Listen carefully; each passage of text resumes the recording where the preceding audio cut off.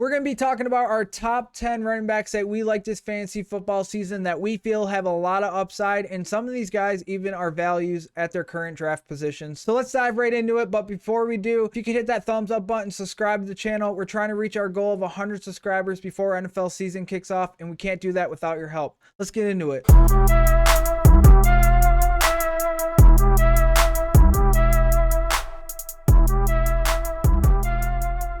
All right, we're going to be going over our running back rankings today, talking about our top 10 running backs that we like this season. So let's just dive right in. And taking a look here, what you see on your screen are our rankings. They're live at lineemupfantasy.com. They're completely free for you to use. You can head over there right now, lineemupfantasy.com, click the ranking tabs, and you're there. So let's just dive right in. And looking here, we got Jonathan Taylor, Christian McCaffrey, and Derrick Henry. You can make the argument for all these guys to draft first overall. These guys all have similar ceilings, but I want to talk about Christian McCaffrey here. So Christian McCaffrey's gotten injured over the last couple seasons and have burned people in fantasy, drafting him first overall and not playing really. He played a few games last season, which he looked like himself. So it makes it hard to go in this season and project him like, okay, he's going to get hurt eventually. So I don't want to project him like we usually project Christian McCaffrey, when we know that he has that same ceiling. We saw it last season when he played. He was still explosive and was still fantasy relevant. So I'm not going to go in the season with the thought that Christian McCaffrey is this injury prone running back. I'm just projecting him for what I know that he can be,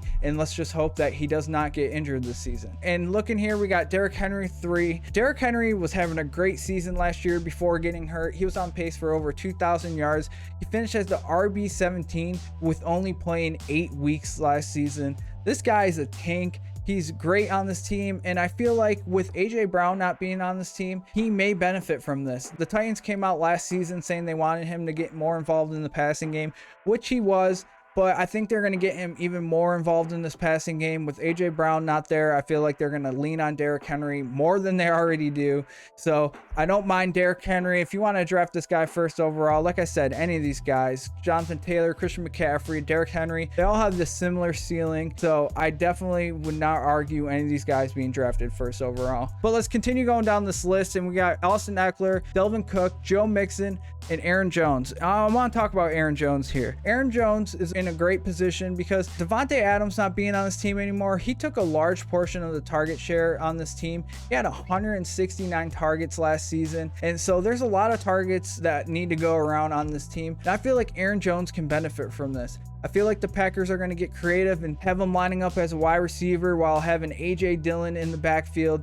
I think they're going to get him very involved in this passing game. We've seen him be involved in this passing game already, but I think they're going to get him even more involved. So I love Aaron Jones this season. And let's talk about his fantasy finishes over the last couple seasons. In 2019, he finished as the RB2. In 2020, he finished as the RB5, and in 2021, he finished as the RB9. This guy's a top 10 running back. He's currently being drafted as the 12th running back overall. So there is some value here, I think, and especially in PPR. I love this guy. So do not sleep on Aaron Jones this season. Let's continue going down this list. We got Elvin Camaro, who his court case got pushed to the end of September, and a lot of people believe he will not be suspended until next season. So we're just going to roll with that. This guy is a top 10 running back since he's been in the league, and obviously there's the chance that he could get suspended mid-season, but a lot of people believe that he will not be serving his suspension until next season. So that's what we're going to roll with. So I love Elvin Camaro. You could probably find him towards the end of the first round, second round. Don't hesitate on him. It is a risk because if he does get suspended, it will suck, but if he doesn't, he's a great running back to have. He's great for fantasy,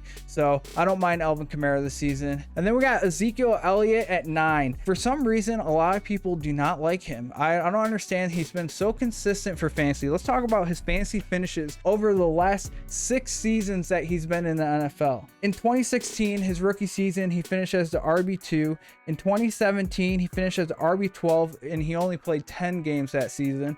In 2018, he finished as the RB5. In 2019, he finished as the RB3. In 2020, he finished as the RB9. And in 2021, he finished as the RB6. This guy's a top 10 running back. He's currently being drafted as the RB15. We heard Jerry Jones come out and say that he wants Zeke more involved in the running game and passing game because we saw last season Tony Pollard cutting into his workload. He still finished as the RB6. So do not sleep on Zeke. This guy's going to be used in this offense. And look, Amari Cooper's out there. They're really thin at the wide receiver position. So I feel like they're going to lean on these guys a lot. So I love Zeke this season. You can find him in the 3rd round. Good value there. So I love getting Zeke. And at 10, we have Najee Harris, who had a great season last year. I don't see them leaning on the run as much as they did last season, because Ben Roethlisberger was the reason why they did that, because Ben Roethlisberger was a standing quarterback. He didn't have much movement. He wasn't bouncing out of the pocket trying to make plays. You know, he's like a tree out there. So I don't think Najee Harris is going to get the same workload that he did last season, but I feel like he is still going to be relevant for fantasy and still be a great player. I just don't think he's going to have the same production that he did last season. That's gonna do it for us today. If you liked the video, be sure to give it a thumbs up, subscribe to the channel. We're gonna be here all season long giving waiver wire picks, start and sit. We're gonna get into it and help you guys win your fantasy championships. Till next time, line them up.